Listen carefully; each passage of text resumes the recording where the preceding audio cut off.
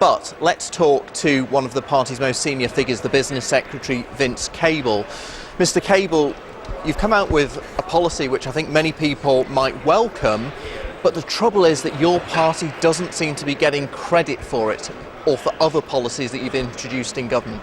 Well, we'll see what happens when the election comes. I think we will, actually, when people step back and reflect on what we've done, that we've got a really good record in government, and I talked at some length about what we've achieved in terms of, greater fairness and making business more socially responsible, but at the same time, have we contributed to recovery and the investment in skills and new technology, which very much came from Liberal Democrats in government. I think when people reflect on that, I think we will do much better than the pundits are estimating. But I noticed that one of your own members asked if your record and your policies are so good, why are your opinion polls so poor?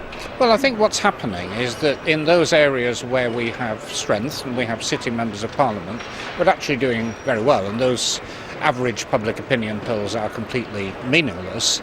And I think the voters realise, we haven't succeeded in reforming the voting system, that what matters is who is your local MP. And there are other parts of the country where our support has diminished. But it's also the case, Mr. Cable, that you've lost hundreds of councillors during your time in government, and the opinion polls, they can't be completely dismissed, they're pretty poor. That is correct, but I'd go back to when I was first adopted for the seat that I now represent in Parliament with a good majority.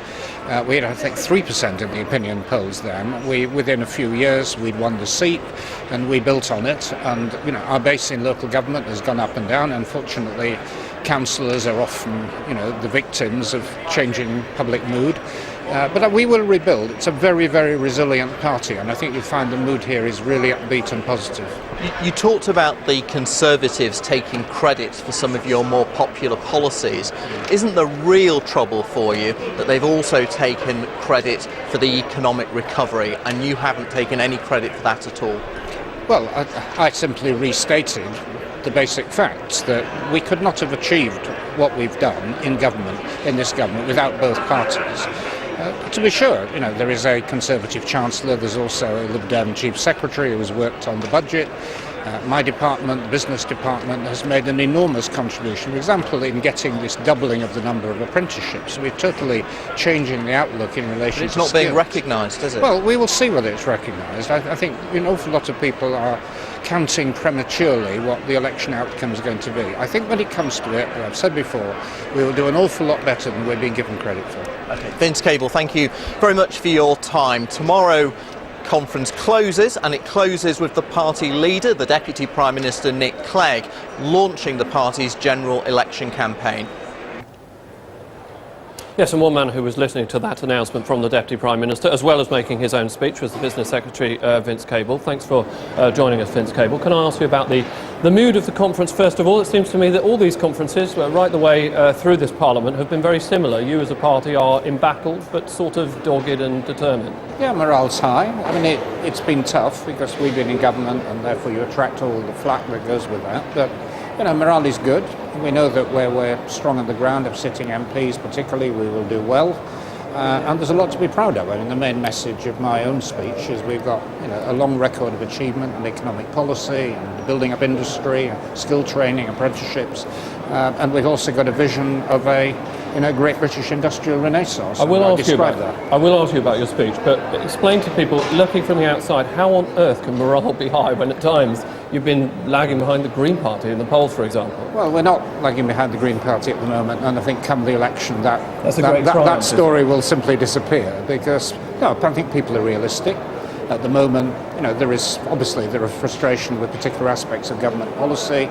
People flirt with, parties outside the mainstream. But I think when it comes to a decision on who you vote for, who you want as an MP, we've got 57 MPs, very solid achievement, and that's what they will get behind. In your speech, you are quite caustic and critical about the Conservatives and about Labour as well.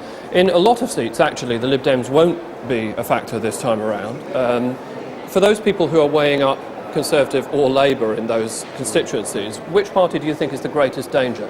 No, we're not leaning in one direction or the other. We don't want to. I mean, as you fairly indicated in the introduction, I've been critical of both sides. We have a very, very different message from either of those two parties.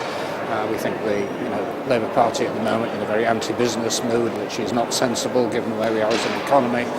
Conservatives are going way off to the right and their attitude towards Europe and migration and other ways. So I think people will be looking to us as a sensible, moderate alternative, and we've proved what we can do in government.